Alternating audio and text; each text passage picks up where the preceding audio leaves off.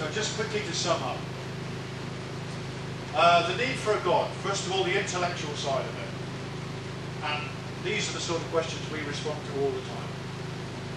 Where did it come from? What's the meaning of life? What happens when we die?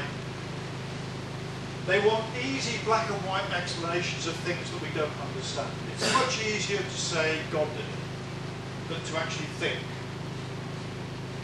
They have a complete and utter understanding of scientific method.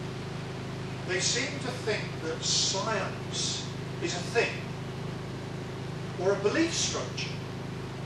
They don't understand that, and this is, actually I would say that this is the fault of scientists, that we haven't actually told people what science is all about. It's simply a method of inquiry, that's what it's about.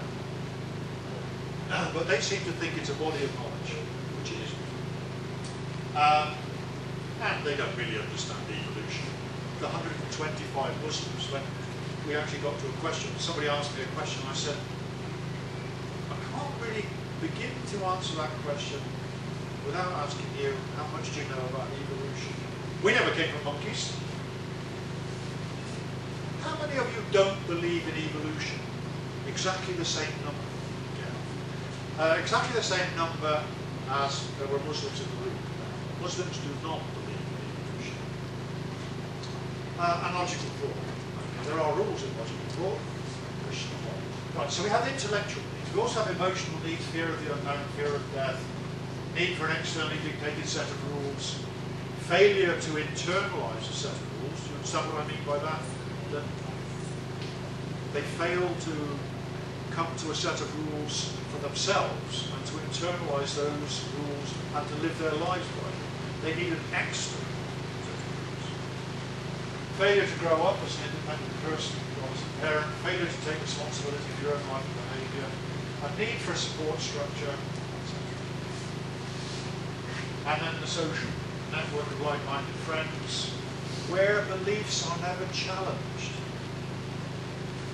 I said to the vicar last night, how often do you get together with atheists and talk about these things?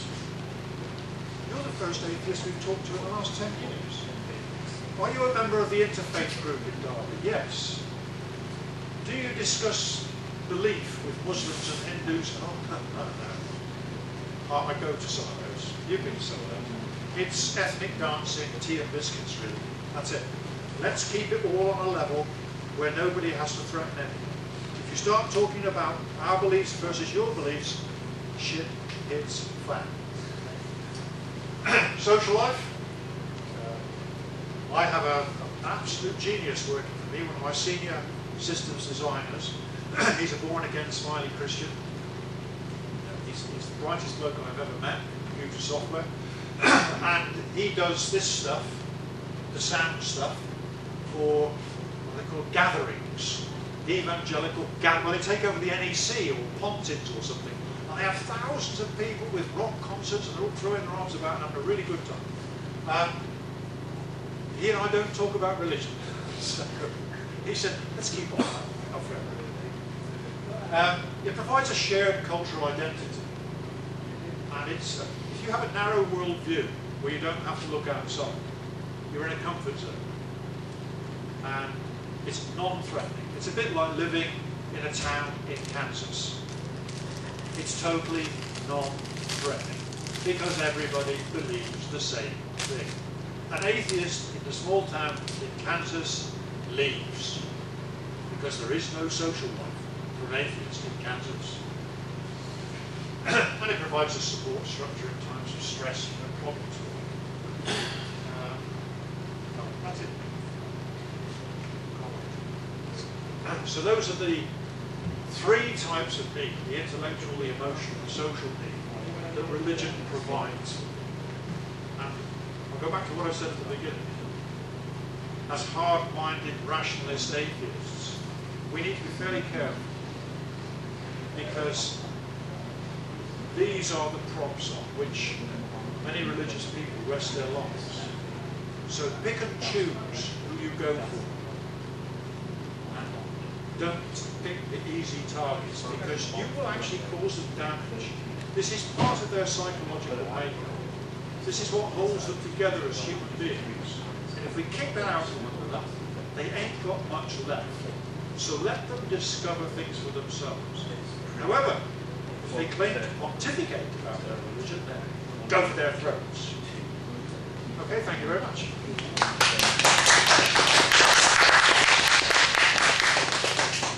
Anybody want to ask a question before we freeze to death? Well, have you ever managed to convert a, say, a middle of the road Christian to atheism? That begs loads of questions. First of all, I'm not out to convert anybody into anything. I'm not proselytizing religious sense. Secondly, there is no such thing as atheism, because when you put ism on a word, it implies some form of ideology. There is no atheist ideology. An atheist is a non-believer. That's the only thing we share in common. I mean, you a non-believer? Right, well, you could be a rabid Tory for all I know. You're a non-believer. You could be a revolutionary socialist.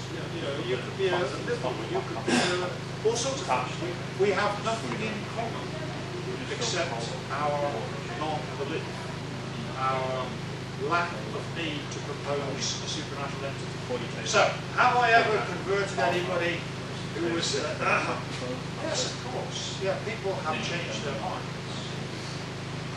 It doesn't... I suppose it's like... It's not like a road to Damascus experience.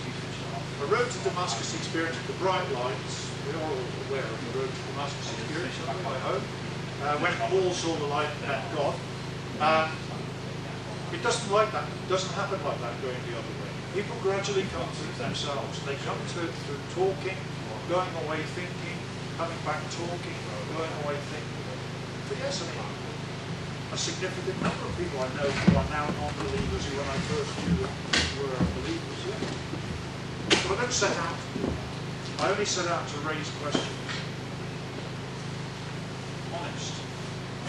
You might believe that, others wouldn't. Any other questions? I've got a point, but not a question. Sorry? I've got a point, but it's not a question. Just that thought of I think that sexual repression might lead to fanaticism, but definitely I want to start travelling in sin, at least homosexuality, on a massive scale, for men that is, not for women. Or at least sexual activity between men. That's the most open place I've ever seen for a flag. I'm not saying there's anything wrong with that at all. It was definitely an interesting point, specifically in Islam. Sexual repression. There's actually sexual repression between men and women. I don't think tacitly between men. Yes, that's a very, very good point. I don't know whether anybody saw the program about Iran, where people were changing their gender. They were actually having sex change operations because sex change operations were acceptable under Islam, but homosexuality wasn't. So you had your bits chopped off, your own now. And I can't say again. That's disgraceful. But yeah, you're right. The Greeks were rampaging that way too. Sexual frustration. Public schools being classic examples. I don't want to labour that. My point being that I think religious attitudes towards sex, gender, and sexuality are a means of social and individual control. They're attempting to control the most intimate parts of people's lives. And once they can do that, they have complete control. And the most evil of them all is definitely, without a shadow of a doubt, Catholicism. That is, in that respect, it's worse than Islam. So, did you say evil? Sorry? Did you say evil? Yeah, I love using that word. Well, On my website, it says never use the word evil because it's a religious loaded word. Well, I mean, I like chugging it out because somebody always comes back. do you have a definition for evil? I mean, do you have an objective basis for it? I think it's a bad thing for human beings. So, I think it's a negative thing on the human psyche.